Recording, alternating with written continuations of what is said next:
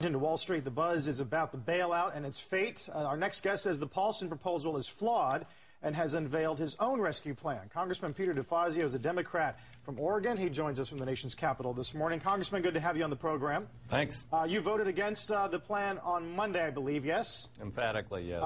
And how do things differ now? Is anything that the Senate is putting together tonight going to convince you or change your view in any way?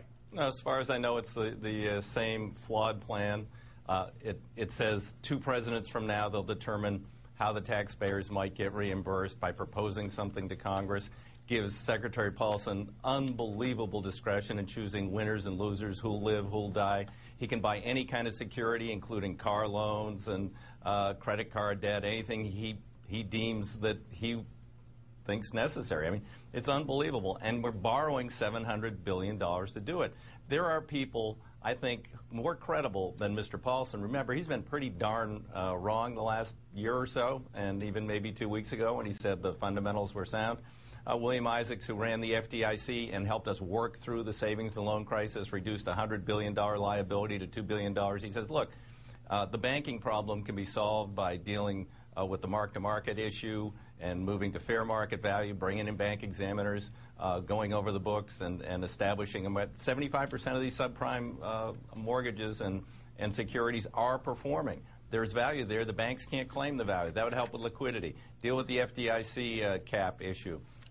Put in permanent stop on the naked shorts, and also deal with the uptick rule, reinstate the uptick rule. So he's saying and then another program they had where they would have institutions reviewed by examiners who are in trouble, and then they would issue certificates of net worth so they can keep working and work their way out of this. That would solve the banking problem. Paulson says he's going to solve the banking problem. There's a lot of economists that say, gee, we don't see how buying these assets from firms on Wall Street is really going to help with the banking problem and the liquidity issues. In fact, yesterday there were reports that the credit markets had frozen up in anticipation of Congress passing the Paulson plan. I guess you can read that either way, that it's coming or that it's not coming. But can you walk us through your alternative then, really quickly?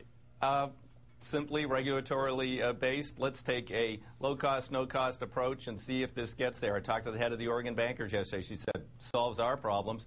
The mark-to-market issues, they can value assets that are performing at a fair market value with bank examiners looking over their shoulder. Deal with those 2 changes in securities trading I just mentioned a moment ago.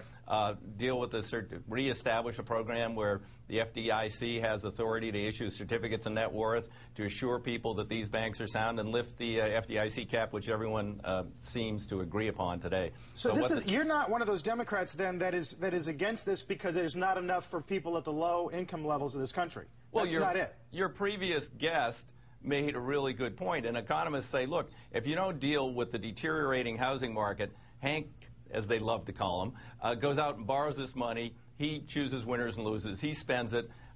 Housing continues to go down. There's another tranche of bad securities out there, the next $1 trillion worth. I mean, we need to do real things to deal with housing. You could look at things like what was done with RTC or the HOLC during the Depression, and deal with some of the housing fundamentals and the economy with real stimulus. But if you borrow $700 billion to buy these bad securities, you don't have any borrowing room left to go out and do those real things. We have to run, but are you shouting in the wind here? Is this going to get anywhere? There's a lot of interest on the Republican side. I'm working with Darrell Issa, John Shadegg. We're going to introduce a bill tomorrow. We're just hoping that we can slow things down and get people to take another look at this. The Senate's trying to buy off votes by throwing in unpaid for tax breaks and borrowing, I don't know, another $100 billion or so, I guess. Congressman, for a congressman who has the national debt clock on his website, that all makes sense. Good to talk to you. Thank you. Congressman DeFazio.